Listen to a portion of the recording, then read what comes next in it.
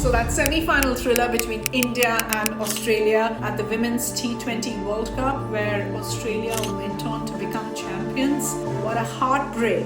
And it's still hurting. But time to dust that disappointment. Oh, she picks up another wicket. And look at a new chapter that awaits. Oh, wonderful stuff. Wow. India's first ever Women's Premier League. Premier League is here. And some would say a revolution is in the making.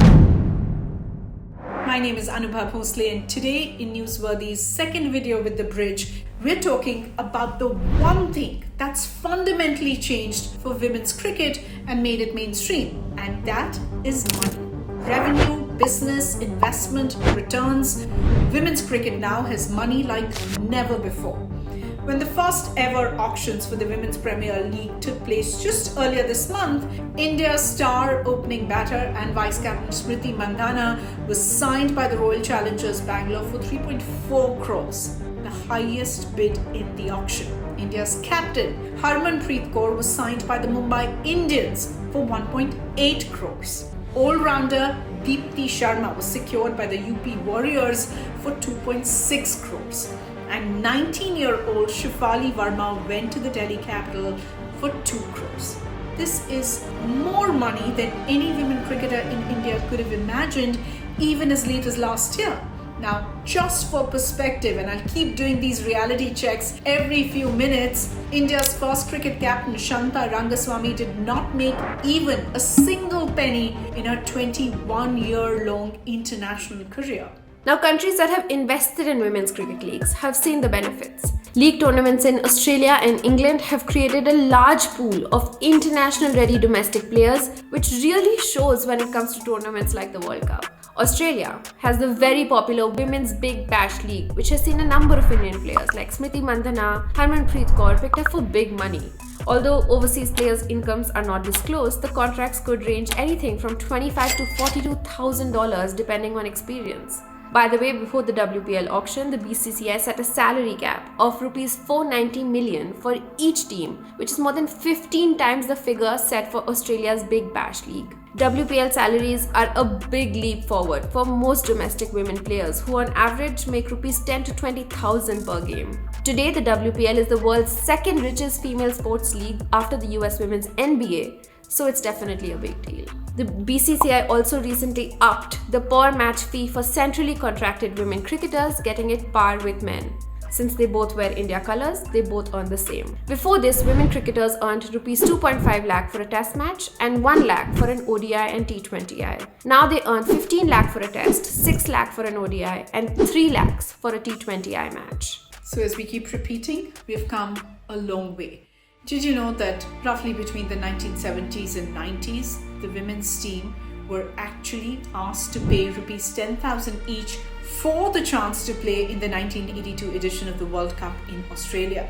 Now, thankfully, that didn't happen thanks to the then Maharashtra Chief Minister A.R. Anthule, who came forward and paid the fees. Then there's this fascinating account from 2011 when during a function at the Wankhede, former India captain Diana Edalji walked up to congratulate the new BCCI president N. Srinivasan and hoped that women's cricket would grow under his leadership. Srinivasan said to her, "If I had my way, I wouldn't let women's cricket happen. Women have no business playing cricket. We're only doing this because it is an ICC rule." Now that comment, misogynist to the core, would be unthinkable and unacceptable today for many reasons. Women have all the business playing cricket, and businesses are lining up to make sure they do. Harmanpreet Kaur, the brand ambassador for Puma, just like her contemporary Virat Kohli, is set to charge anywhere between 40 to 60 lakh for deals. Smriti Mandhana charges higher, touching 1 crore at times.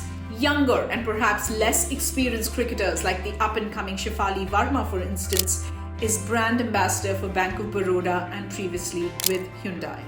The net worth of younger cricketers like Jemima Rodriguez stands at around 12 crores.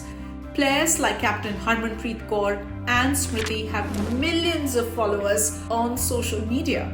They are icons today and inspiration for an entire generation of girls and boys who can aspire to play, play hard and win.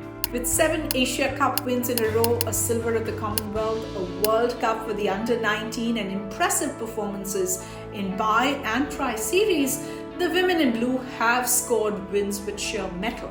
Now wins create visibility, which creates value which ultimately turns into revenue. Women's cricket, like all sports, is passion, discipline, sweat and hard work. It is also today a profitable career to aspire to.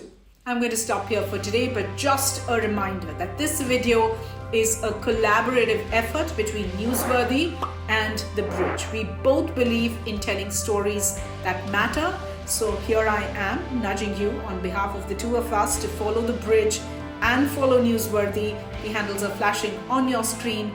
It is going to be worth all your time. If you've been watching, thank you for your time.